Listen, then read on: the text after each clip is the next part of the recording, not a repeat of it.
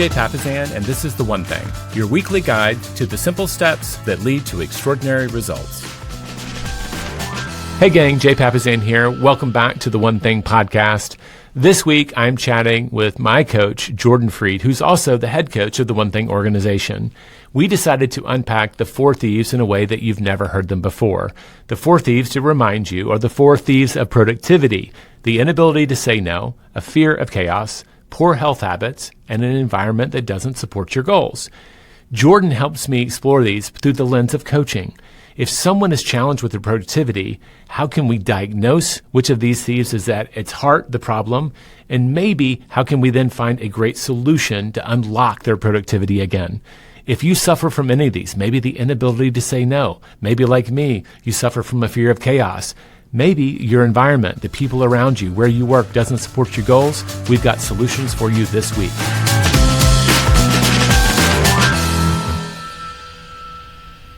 All right, Jordan, one of the first things I learned from you when you were starting our work together on the One Thing in coaching is that you really leverage a part of the book that a lot of people don't even make it to, the Four Thieves of Productivity in your coaching. How does that work? Well, I love that section, and it's really just a simple question when you think about productivity, right? I like to ask people, out of the four thieves, which of the four thieves is robbing you most? Okay, so what are the four thieves for people? I mean, I'm not quizzing you. I can help out here, but like... Inability to say no. Right. Fear of chaos. Poor health habits. And the environment doesn't support the goal. Got it. What do most people say, but what is the thing that most people actually really need to say? Great question. Great question. So most people say inability to say no. Okay. Yeah. And That's why we listed it first. We presumed that would be the thing that would kind of undo most people's goals, is they couldn't say no to things. I would agree. And yet, when I start to unpack that with people, I often find that it's actually that the environment doesn't support the goals. And it's the people around them that they have to say no to that are maybe the problem, or the environment itself? It's both, right? Because when you guys wrote it, probably my favorite page in the book is page 172, and it's about the bunker.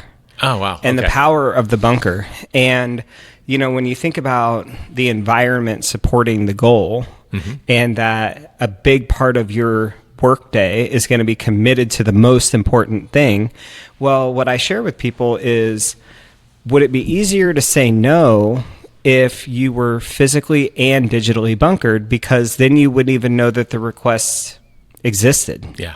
Right? So we've got to take the request out of the equation for most of us, especially like entrepreneurs are some of the biggest people pleasers on the face of the earth. And as you and I both know, there's a lot of rewards for being a people pleaser. Oh, I mean, that's a lot of the reason that they're successful in business. Right.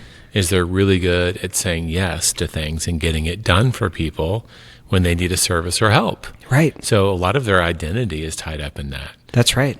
I just want to unpack how you just kind of broke that down, and it's really brilliant. And this idea, if you struggle with your inability to say no, that might be the core problem, but the solution is in designing your environment to say no for you. Yeah. And when I first used this, Jay, it was when the book first came out. Okay. This woman came into my office. We were talking about sales. And she said, well, I was on my path. And yesterday morning, which was Wednesday, I was, starting to make my calls. And then an email came in. And it was specifically an offer on a home that she needed to present to a seller. Okay. And so she said, I called the seller, and then I started negotiating the offer. Then my appointments, in the afternoon showed up, and I just lost track of the day. And my first question was, how did you know that the offer came in? How did you know that? And she said, well, it came in through my email. And I said, well, how did your email get to you? Right. And she said, well, a little notification, whatever. I said, well, you're not bunkered. The world can get to you. You're not bunkered, right? Yeah. And the funny part of it is, and this is why I shared early in my coaching career, I said, you obviously need the time that we're going to invest coaching here to go make your contacts. So politely, why don't you go ahead and take off? You drew a hard line. I wouldn't do that again today. I got a call from my then superior, who said, "Did you just throw the number 2 person in the entire company out of your office?" And I said, yes. Yeah, I did. But from that moment, I realized it's not that she didn't hit her goal because she wasn't committed to it. It was simply because she hadn't set up the bunker.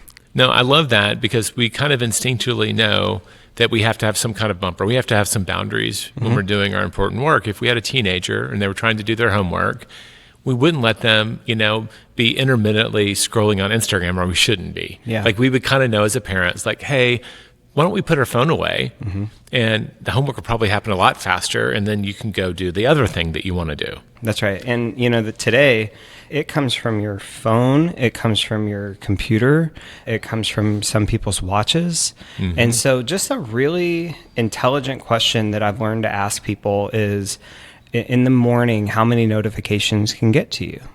Yeah. And how many different ways do they get to you? Because I don't understand how people work with their watch buzzing and their phone going off and all these things. So that bunker piece, Jay, is just so, so important, and we discount it. You just put that in the time frame. You said in the morning. Is that an important part of the equation, or is it any time how many notifications can come to you? I think in the context of the one thing, right, like when we're talking about your most important work, we should be doing it in the morning. For most people, I think that's true. There's some outliers, I'm sure, that are out there. I agree and with yet that for statement. most of us, especially, kids or whatever, the morning time is when we want to protect. Yeah. Yeah. I do agree. I think the watch is one of my pet peeves. If I'm in a movie theater, and a lot of movie theaters don't allow for phones and stuff like that, but you'll see someone who's constantly on their big smartwatch. Yeah. It's a little thing, but it can be very distracting to me. Yeah. Yeah. So it's like not only distracting yourself, you might be distracting everybody around you while you're at it. That's right. But when people we're working with, a lot of times one of the things we'll do if they struggle with saying no to their devices, which, think about it, there's billions of dollars engineered into those devices getting our attention. Right. They are designed to get it and hold it as long as possible. That's right. So your digital bunker is just a great ad. What are other things that you coach people to do to build a digital bunker? The thing is, Jay, as you mentioned, there's all these ways to grab our attention. Just last week or the week before, I was setting up a new Mac for my wife, Rochelle. And we got it all set up, and then she's getting her text messages on it. Anytime somebody calls, it rings. FaceTime, it shows up.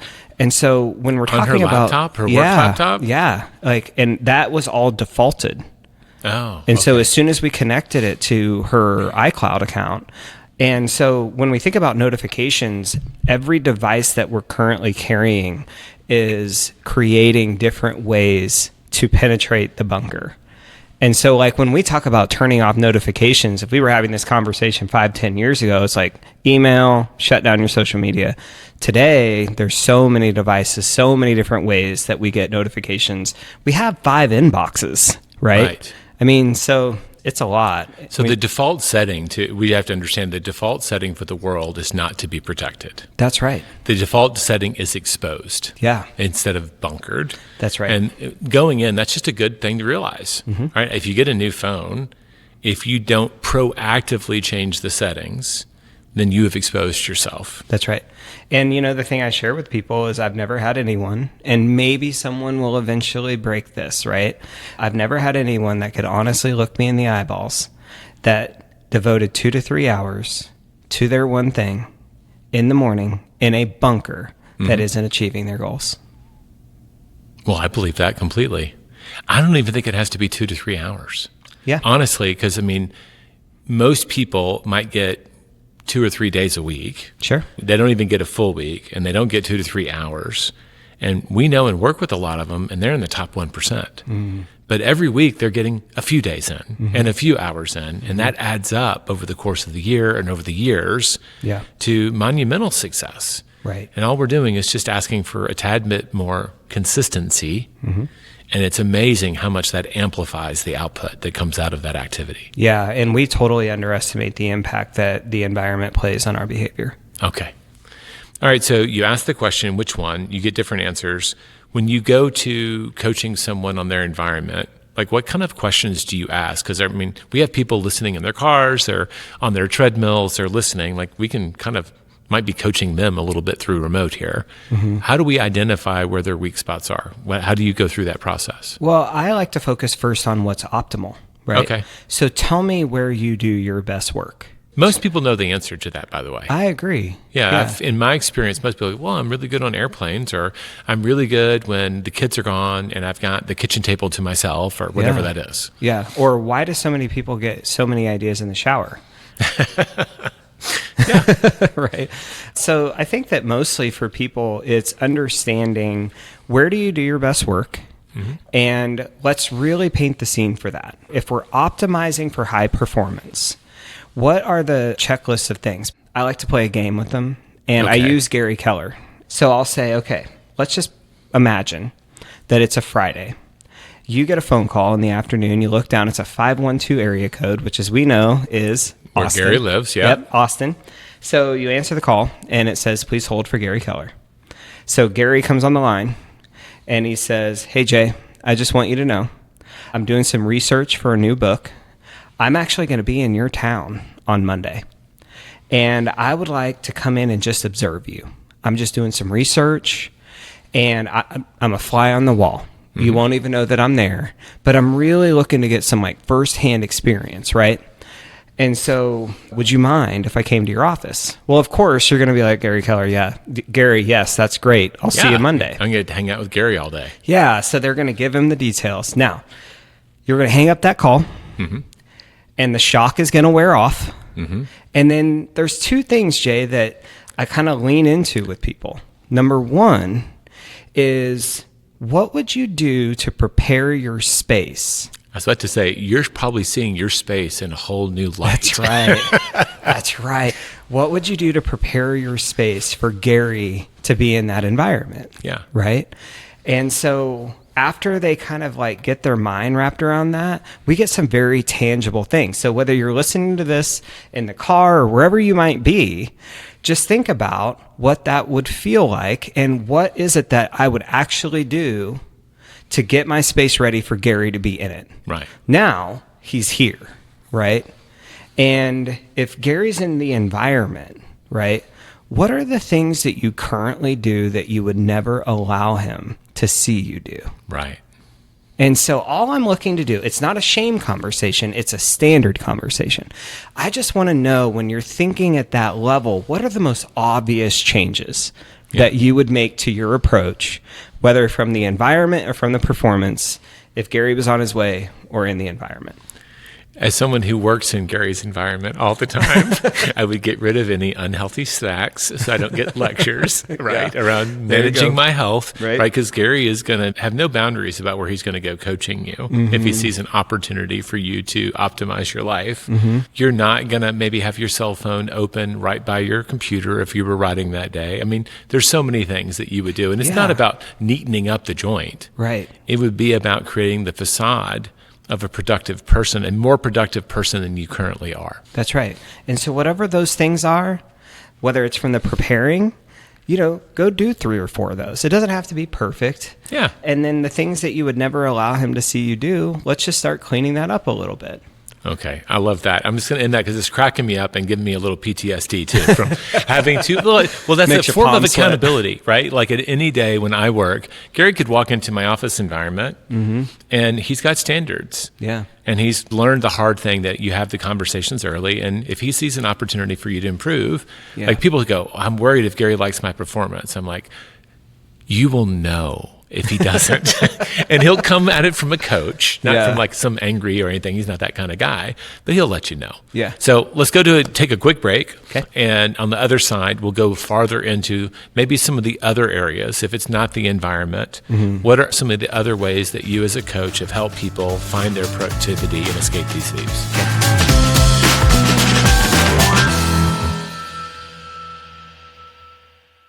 So most people will answer inability to say no. Yep. That will often, as you unpack that with more questions and curiosity, lead to their environment, their digital or their physical bunker. What would be the second most common? that you get to coach to? Well, I want to stick on that inability to say no for a second, if you don't mind. Okay. So sometimes it is that. Yeah. For okay, sure, that's great. For sure. And I used to think, Jay, that just making people aware of their people-pleasing tendencies was enough to absolve them of them. And then I found out that awareness is not enough, right? And the reason is that people-pleasing has a lot of secondary benefits. Okay. Right? We've built the company on that. Maybe your family or your household is run that way. And so one of the things that I'm always looking to do is how do I help them let go of this idea if it's not healthy for them so that we can find a better one. Right. And so I'll just ask a simple question. A lot of the people I work with have children. As it relates to your inability to say no or the people pleasing and the unhealthy side of it, right? The downside of it. How is your current approach to life or business different than the ones you would want your children to take? Okay. We're using, as in the last time you were here, we talked about the most powerful tool a coach has is the imagination. So instead of giving yourself advice, you're giving your precious child. That's right. So if this is not the approach that you would coach a child to take, well, first, I'm just curious why. Why wouldn't you teach little Leah or Zoe or whomever that this is the way to do it? Right. And although there's secondary benefits, right, there's also a cost. There's downsides to this. That could be in your health. That could be in your relationships, right? Most people bring it up because they're seeing the side effects, That's right. So you don't have to diagnose whether it's a healthy or unhealthy version of not saying no. Right. Okay, cool. Just want to clarify that. I do want them to get to a place where they realize it's not the only way. Right. Right? Because coaching people is about helping them realize the choices that they have. And so when we put it through the lens of people we love, or our children especially, we will not knowingly teach our limits to our children. We won't consciously teach our limits to our children. And but that's we a great unconsciously do it. That's right. A lot. That's right. So on the inability to say no, that's going to be the place. If it truly is the inability to say no, that's the place I'm going to go. And then we're going to get very clear about what is that different approach and how can we engineer that so that you don't lose your business, that you don't lose the thing that you've built, but you can do it in a healthier way that allows you to win in more areas of your life, which is what everybody wants, right? It's the 7 circles, not just one. Right. Yeah. I love that. And the taking it to your kids is always kind of, you've done that to me plenty in our coaching sessions, and it feels like a cheap shot. It You're works. Like, come on. Yes, it is. It's very effective. But awareness, you have to be aware. Yep. So that is a part of it, but it's not the solution. No. And I think what you're doing is you're taking the awareness of the challenge they're facing to the cost of that challenge that they weren't aware of. That's right. That's right. And it might be setting a horrible example for your children. Right. What is it? And maybe you were quoting someone. We want to be examples to our kids. We don't want to be warnings. We want to be examples. Right. We want examples to our kids, not warnings. Yeah. Oh, that's right. Yeah, it's true. And so what I find, Jay, is that awareness is going to open up new possibility, right? But then it's all about agency and accountability. Right. So agency is the degree of control you feel you possess over your feelings, thoughts, and actions.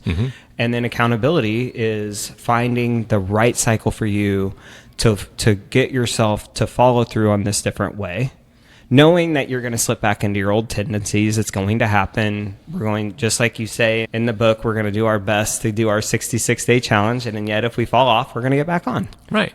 Yeah. So when someone is struggling with this, like, where do you start? What's the first domino as we talk about? Like, what's the smallest increment that you can coach them to say is like, let's make some small successes. Okay. If you've really been struggling with this, because I do believe a lot of people, even if it's not about their environment, they are people pleasing. Yeah. And they've been rewarded for it so long. Like, what's a baby step they can take towards that? I call this prompting and priming.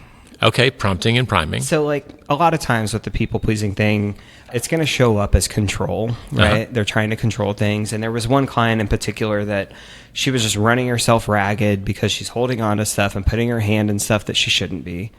And so prompting is simply coming up with a statement that we remind ourselves in the morning. And it's like the prompting of your focus or the prompting of your RAS, your reticular activating system. Look that up if you don't know what it is. Yeah. But the statement that we came up with is, today I will let go of something that I normally would have held on to. So that's prompting her focus, right? Now, the priming, or what I'll sometimes call progress, is at the end of the day, I had her ask herself a question. We took the statement and turned it into a question. What did I let go of today that I normally would have held on to? Okay. And so I'm not looking for you to be perfect. I just want one example where you knowingly, in this context, let go of something that you would have held on to, because that's evidence of change. A different decision is evidence of change. I love that. And that's a good baby step. And you're letting them pick the thing. That's right. But you're just helping them, again, coming back to that awareness. When we talk about goals before phones in the morning, if you can kind of prime your awareness for the things that you want to say yes, or in this case, no to, it becomes so much easier to recognize it when it's right in front of you. Yeah. The tools have to be practical. Yeah. We have to be able to use them in everyday life, because most of the people listening to this, Jay, are not walking around with empty plates looking for them to be filled. No. So the tools have to be very practical, and that's a perfect example of a first domino or a lead domino. Yeah, they just need a small practice that'll have a big result for them. And that's a good example of one. All right, so if we've kind of bookended the conversation unintentionally, inability to say no, and environment doesn't support your goals. Yep. Of the two in the middle, health and chaos, which one shows up most in your coaching conversations? Fear of chaos. Fear of chaos? Yeah. Again, I think that that's the problem that they would admit to. You know, I think that the health problem, that's a big thing, right? It takes a lot more safety in the coaching relationship to get to. Yeah, that's true. But if we're talking about fear of chaos, you know, Jay, I got so blessed because in 2020, you and I were at a family reunion in Dallas, Texas, and this was February. Right before the pandemic. Right before the pandemic. Oh, man. Now, a month later, the world shuts down. I have business owners that are asking questions like, what if the revenue that we had planned doesn't come in? Yeah, we weren't sure it was ever coming back for a little while. What if I can't make payroll? Right? Now, I can sit there and cheerlead them and, Jay, it's going to be okay. Don't think that way, right? What I did, though, is I just said, listen, let's write that question down. What if the market closes down? What if you can't make payroll? What would be our primary plan? And somewhere along the way, Jay, I picked up this acronym PACE. I think it was from the military. It's from the military, yeah. Yeah. And when they run an operative, I believe this is right. They can fact check me on it. But they have a primary, alternate, contingent, and emergency plan. Right. So when we have this chaos and plans A, B, C, and D. That's right. That's right. In the chaos of combat, plan A is going to be ditched pretty quick, most likely. Right. And yet, when I was having those coaching conversations, and we're asking the question, what if I can't make payroll? Okay, that's a very real possibility based on what's happening in the world. What would our primary plan be? Well, that's why we have reserves. Okay, well, the reserves are gone. What's our alternate plan? What's the contingency plan? And then the emergency plan is we help everybody go file for unemployment. Right. Now, the thing is that what it does is it converts the chaos into clarity. Yes. And when we can access clarity, we get to feel certainty. And that allows us to feel calm instead of afraid. And that if we're going for more C's. I like everything to start with the same letter. But it worked so well because it's the equivalent of turning on the light in the closet so your kids know the boogeyman is not actually there. And even in the absence of, we have no good answers as far as like answers we love in a time like that. Right. But here are all the evils, and we're going to start with the lesser and work our way down. And there wasn't a single client that I can remember that left those conversations not feeling more empowered. So what does PACE stand for again? Primary, alternative, contingent, and emergency. Got it. So we have 4 plans that we can implement. And that is, like, you're talking about a time where the world really did change. Totally. And like, it was kind of an asteroid hit. Like it came out of nowhere.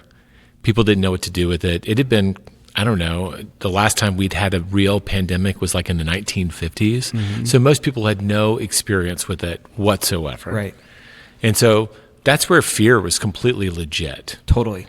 I also hear a lot of what ifs. And I don't want to in any way diminish it, but when you think about anxiety and worry, a lot of people start spinning they see the first signs of chaos, and then they start imagining it at scale. Well, what if I have 2 of these things happen when we only have this many customers, but what about when I have 100 customers? Yeah. And what about when I have 2,000? They start going through the what if of what if this first time or the second time that I'm seeing something happens becomes the norm. You know what I'm talking about? Yeah, and yet my question, if we were in a coaching conversation, would be, how many of those questions your intuition is asking you are you thoughtfully answering? So what if you had 100 clients? Okay, that's a very real possibility. Got it. We just need to be more thoughtful about it, because your brain does not like to live in the loop of unanswered questions. So if it poses the question of, well, what if? Great, write it down. Now let's actually thoughtfully do our best to answer it. And we're not taught that. We just let one go on to the next, and then it's the shoe in the dryer of your mind, and it's going to just sap your energy. Dump. Yeah. That's the cycle that I sometimes, when I'm in a relationship where I need to be assuming the coach, I feel like we're doing so much what if planning and worrying, when a lot of what we're imagining, I feel like is unlikely from where I sit. And it could just be, what if we turn this into a just in case? But maybe we still need to have a just in case plan, but then let's let it forget it. Yeah. Like if we get to 100 customers, we've got this thing, we can dust it off and take a look at it. Sure. But I think a lot of times we get caught up worrying about things that might happen that aren't clear at all that they will happen. How do you get people out of that cycle? I mean, is this a productive or unproductive fear? Most of the time, I think even logically, sometimes they know it's unproductive. Yeah. But I mean, I'm talking somewhat for myself. Like fear of chaos was my number one. I don't like to feel like I'm out of control. Right. That creates my anxiety triggers. And what I don't need is to be spiraling on things that are very unlikely, but in my mind, they're going there. Right. Okay. So the question is how do we pull you out of that? Yeah. Well, there's a number of ways that you can do that. Answering the unanswered question, one of them, though? Oh, it's totally one. And okay, that's probably the first place you go. Yeah, to. It's slowing people down and actually thoughtfully doing it. Okay. Right? And we know there's the difference between knowledge and wisdom is practice. Knowing about something is not the same as living it. Right. And so I can give you all these practices, but you will not know the benefits of them if you don't practice them. Yes. Right? And so the other thing, Jay, as it relates to like anxiety or whatever, I have a list of 5 questions that I ask. And if I have the time, I can usually kind of root this out of them. Lay them on me. Do you have them on the top of your head? Oh, yeah. First one is, what is it that you're not doing and you know you should be? What is it that you're not doing and you know you should be? Anxiety can often just be a check engine light. Okay. And it's like, hey, man, I need you to pay attention here. Right. Because we pay attention way more to pain than we do pleasure, right? So the second one is, Jay, what is it that you're doing that you know you shouldn't be? They're like cousins right there. Oh, 100%. Yeah. Because oftentimes anxiety could be the symptom of you're living below your personal standard or out of your values, and I'm trying to trigger your attention. We are extremely intuitive, right? The third one, what is it that you're preaching and not practicing? Okay. This is what it is, Jay. Where do you feel inauthentic? Okay. We have a need, and that's something I've always appreciated about you. You're, out of everybody I know, I don't know very many people that fight as hard as you do to be authentic. Thank you. That means a lot. I think it's important. And I mean that. The next one is, what is the molehill you're making into a mountain? What's the minor you're majoring in, Jay? Hey, Jay, can you think about what your big problem was on this date last year? And see, that's what they usually do is they'll laugh and like uncomfortably. Like, no, I don't remember. What was bothering you last year at this time, Jay? I don't remember. Okay, cool. And then the last one, Jay, and this is the big one. What's the uncontrollable you're seeking to control? And what we have to understand is that self-mastery, I believe, is the mastery of the control coin. And there's 2 sides to that coin. One side of it is the realization and acceptance of what I do not control. Right. And then the other one is understanding that I am going to master what I do. right? I am going to become a master of my thoughts, my feelings, and my actions. And what I've really come to know is that when I focus on the things that I can't control, I lose control of the things that I do. And that's pretty miserable. Yeah. Yeah. But when you focus on the things you can control, the things you can't feel a lot less scary. And another one, Jay, hey, Jay, is this bringing the best out of you?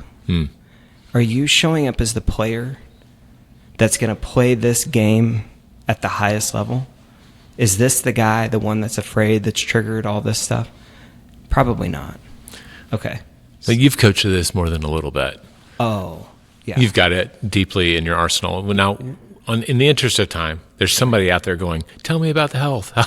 Like if that comes up, where do you go? Because I want to hit the third thieves, but the fourth that we're addressing here. Yeah, the health thing is big, Jay. And the biggest thing that I start with are what are the most obvious changes that we can make? Okay. What are the most big obvious stuff? Yeah, because here's the thing. I call it the health hierarchy. Uh-huh. So how long can you live without exercise? How old was Stephen Hawking when he passed away in his 70s? A long time. Yeah, a long time. I was going to say, it seems like a long time. I don't even know how to guess. I had an uncle who had cerebral palsy who lived till he was 75 years old and never got out of a wheelchair, never stood up, right? Right. So you can live a long time without exercise, right? How long can you live without food? Weeks. That's right. 3 weeks. Okay. How long can you live without sleep? I thought you were going to go to water next. Everybody does. Sleep, I mean, I feel like you can go days. I mean, like there's probably like maybe five even to a seven. week. 5 to 7, depending on who you are. Right. 5 to 7. How long can you go without water? That's got to be days too, but it's probably more like 3, 2 4. to 3. Okay. Yeah, 2 to 3. For most people, how long can you go without air? Probably about 6 minutes. Yeah. For most, it's actually 3 before brain damage sets in. Unless you have a high VO2 I figured max. I would be unconscious, but I might not be right. Okay. Now. I fell into a frozen river. I have longer. There you go. So there's a hierarchy to health.